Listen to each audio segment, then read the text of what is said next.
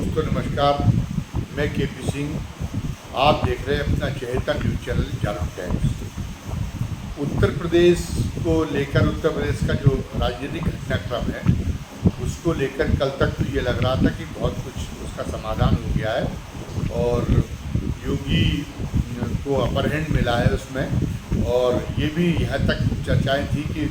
उनके जो दो मुख्यमंत्री हैं जो एक तरह से बगावत का झंडा बुलंद किए हुए हैं, केशव मौर्य और ब्रजेश पाठक, उनकी छुट्टी कर दी जाएगी और उनके स्थान पर योगी के चहेते समझे जाने वाले चेहरों को अब मुख्यमंत्री का दर्जा दे दिया जाएगा। लेकिन आज उत्तर प्रदेश में विधानमंडल का जो है उत्तर प्रदेश विधानमंडल का बजट सत्र भी शुरू हुआ और इसके साथ ही जो तेवर देखने को, जो बॉडी लैंग्वेज देखने को मिली मुख्यमंत्री की और उनके दोनों उप मुख्यमंत्रियों की, तो वो स्थिति बिल्कुल बदली हुई थी। और ये लगा कि अभी भी जो उत्तर प्रदेश की राजनीतिक घटनाक्रम को लेकर अभी भी सनसनी का अंत नहीं हुआ। पहला तो ये है कि आज जो है कि जो केशव मौर्य हैं विधानमंडल के लिए, विधानमंडल की इस सत्र में भाग लेने के लिए केशव मौर्य और ब्रजेश पाठक दोनों एक साथ निकले एक कार में, और उसके एक कार में भूपेंद्र चौधरी जो प्रदेश अध्यक्ष वो निकले, मतलब एक साथ निकले, ये दिखाने के लिए ये वो अभी भी उनकी एकजुटता बरकरार है। और जो ये खबरें योगी कैंप के द्वारा फैलाई गई थी तो उनको फटकार मिल गई है और उनको कहा गया है कि नहीं, अब आप उनसे योगी जी से तालमेल करके और अपनी हद में रहते हुए काम करें। ऐसा तो कुछ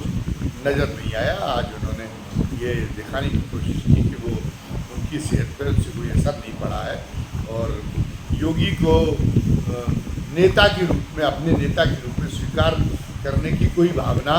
उन्होंने आज भी नहीं जताई। ये योगी के कद को बोनसाई करने का जो केंद्र का एक समझा जा रहा था, केंद्र की ओर से ऐसी कोशिशें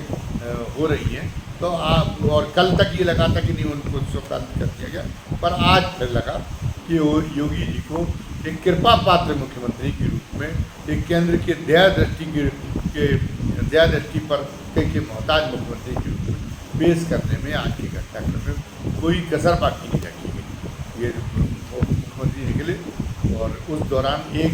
टेलीविज़न चैनल के, एक प्रमुख टेलीविज़न चैनल के संवाददाता ने उनसे बात भी की केशव मौर्य से। चलते चलते में जो लाल बत्ती हो गई थी उतने में ही जो बात हो पाई, लेकिन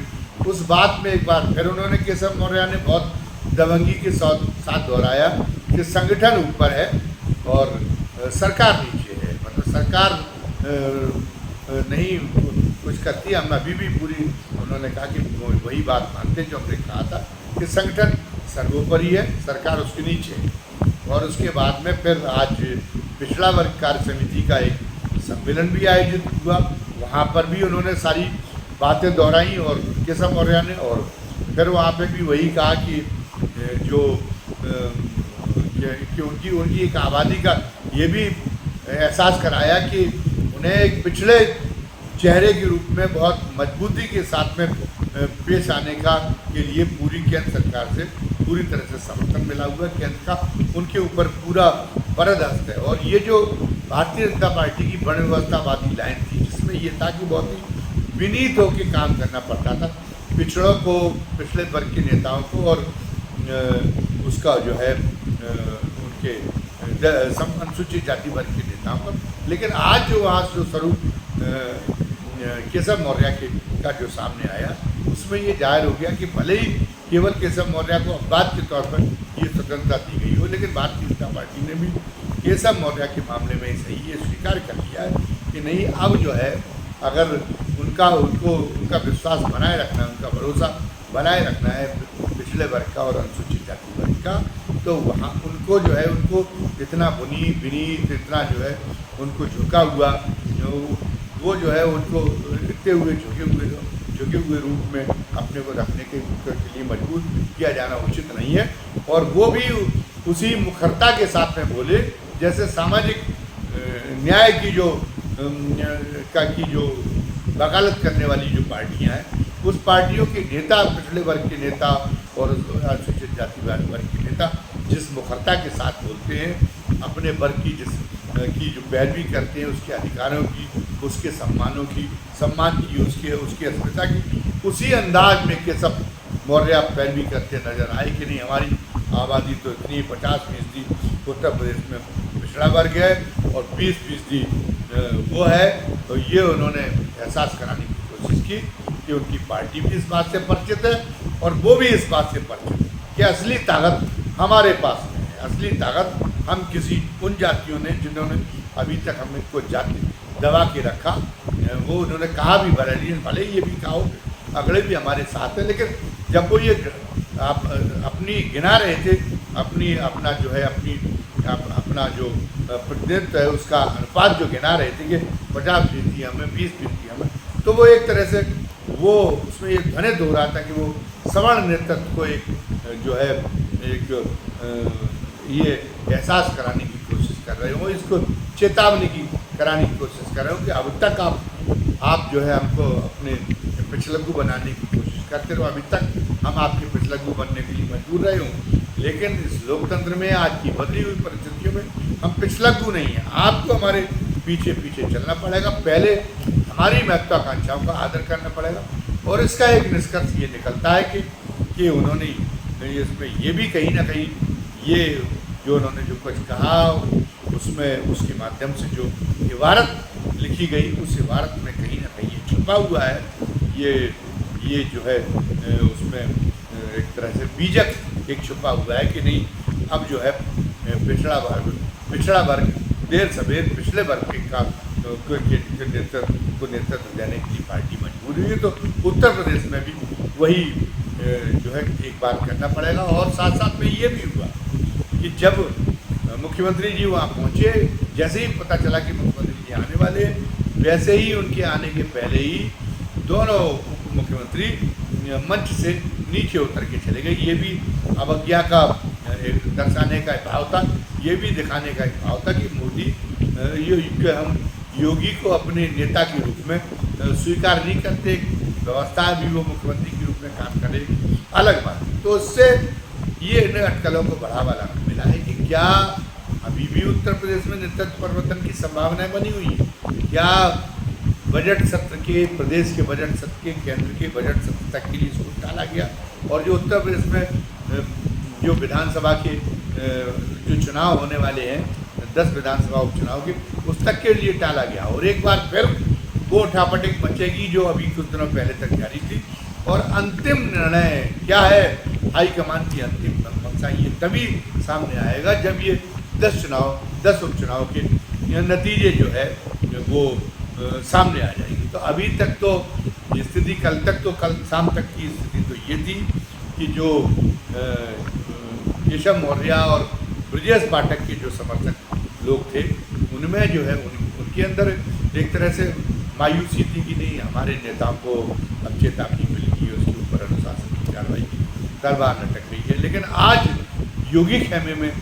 उसकी उलट एक मायूसी देखी गई। और साथ साथ में ये भी देखा गया कि आज राजा भैया के नेतृत्व में कई समाजवादी पार्टी के विधायकों ने भी योगी का एक तरह से योगी की चरण स्पर्श किए। तो एक सवर्ण लॉबी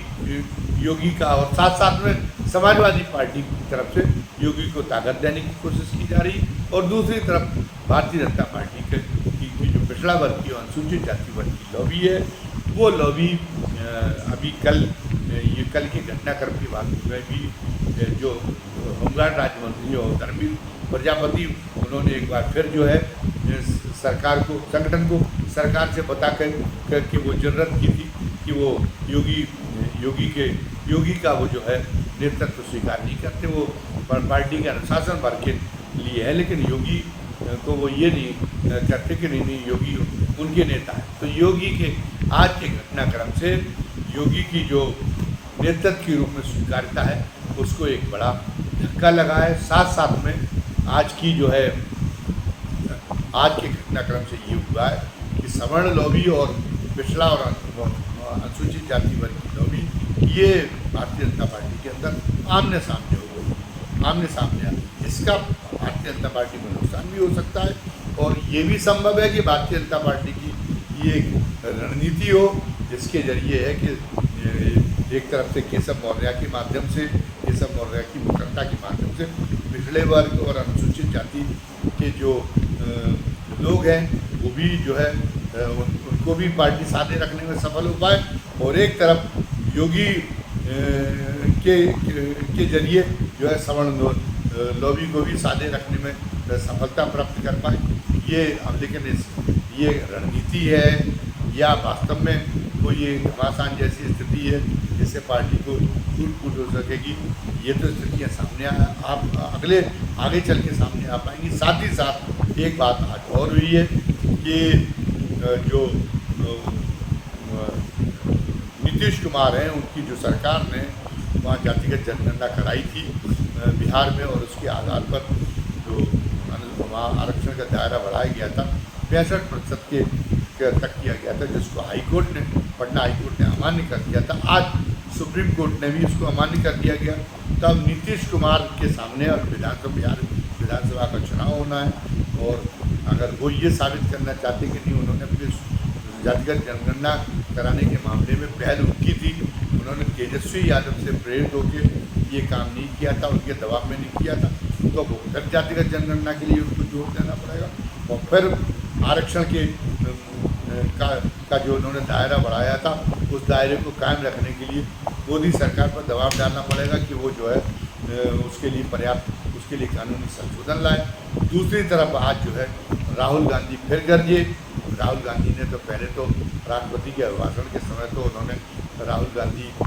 ने एक तरह से उस मुद्दे को बुरा जैसा किया था, जातिगत जनगणना के मुद्दे को, लेकिन आज जातिगत जनगणना के मुद्दे को फिर उन्होंने जोर शोर से संसद के अंदर बुलंद किया है। तो अब उसके बाद में अगर